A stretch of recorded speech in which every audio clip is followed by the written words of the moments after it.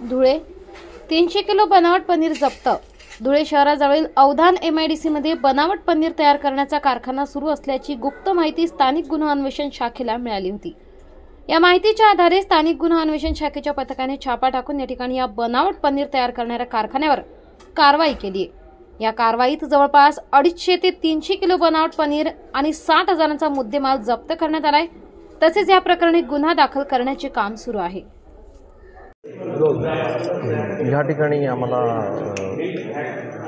जे पनीर मेकिंग हा कारखाना आहे MIDC मध्ये, तर या ठिकाणी आम्ही पाहिलं असता या ठिकाणी आम्हाला पनीर बनवलेलं आढळलं। LCBच्या टीमने आम्हाला सांगितलं होतं की इथे ते असं आहे। आम्ही तपासणी केली, कागदपत्रांची तपासणी केली, तर यांना मुळामध्ये फूड अँड ड्रगचं लायसन्सची सध्याला अजून परमिशन मिळालेली नाही आहे। तरीसुद्धा त्यांनी तो कारखाना सुरू केलेला होता आणि ज्या पद्धतीने म्हणजे ISO मानांकन पूर्ण करून आपल्याला कारखाना सुरू करायचा असतो, तर तसे ISOचे कुठले पण नॉर्म्स, स्वच्छता वगैरे कुठलीही नाही आहे इथे।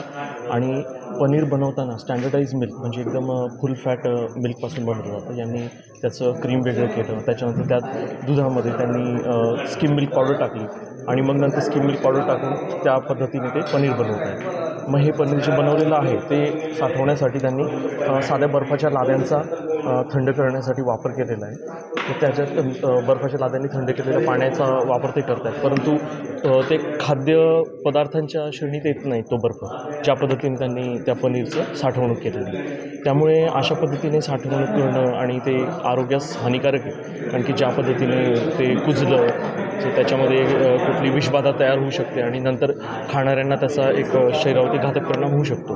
दुसरी गोष्ट, त्यांनी ज्या पद्धतीने पनीर मेकिंगची जी पद्धत आहे त्याच्यामध्ये ॲसिटिक ॲसिडचा जवळपास 5 ते 10% वापर करावा लागतो, पण त्यांनी रॉ ॲसिटिक ॲसिडचा वापर करताना तिथे दिसून आलेलं आहे की त्यांनी ज्या पद्धतीने ठेवलं आहे आणि बनवणाऱ्या व्यक्तीला विचारलं कसं बनवतात, तर ती त्या कारागिराला पूर्ण सायंटिफिक पद्धतही माहिती नाही ज्या पद्धतीने बनवलं जातं खाद्यपदार्थांच्या श्रेणीचं। तर अशा पद्धतीने थोडंसं म्हणण्यापेक्षा फारच निष्काळजीपणे बनवण्याची ही पद्धत तिथे दिसून आलेली आहे, जी योग्य नाही आहे। आणि सणाच्या पार्श्वभूमीवर जास्त मागणी असल्यावर पुरवठा योग्य पद्धतीने व्हावा यासाठी अशा पद्धतीने पळवाटा करून लोक कमी वेळात आणि कमी मानांकनं पूर्ण करतात, लवकरात लवकर देण्याचा जो कयास असतो त्याच्यामध्ये असे काळाबाजार आणि चुकीच्या पद्धती घडून येतात, जे घडायला नको यासाठी सर्वांनी प्रयत्नशील राहिलं पाहिजे आणि नागरिकांनी जागरूक राहून ज्या ठिकाणी चांगल्या पद्धतीने पनीर बनवलं जातं किंवा घरच्या घरी पनीर बनवण्याच्या पद्धती किंवा इतरही खाद्यपदार्थ घरी बनवण्याच्या पद्धती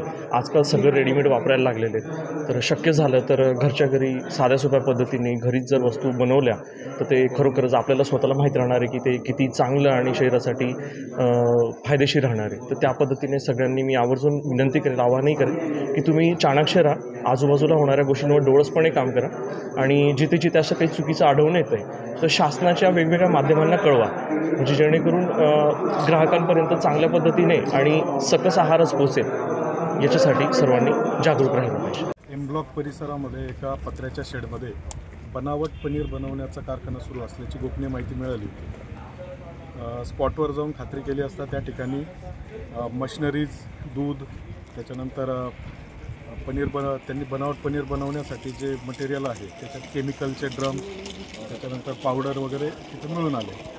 त्याची खात्री करण्यासाठी आम्ही तात्काळ फूड अँड ड्रग्सचे अधिकारी तसेच पशुवैद्यकीय अधिकारी यांना पाचारण केले। फूड अँड ड्रग्सच्या अधिकाऱ्याने त्या ठिकाणी त्याचे सॅम्पल वगैरे घेतलेले आहेत, लॅबोरेटरीमध्ये चेक केल्यानंतर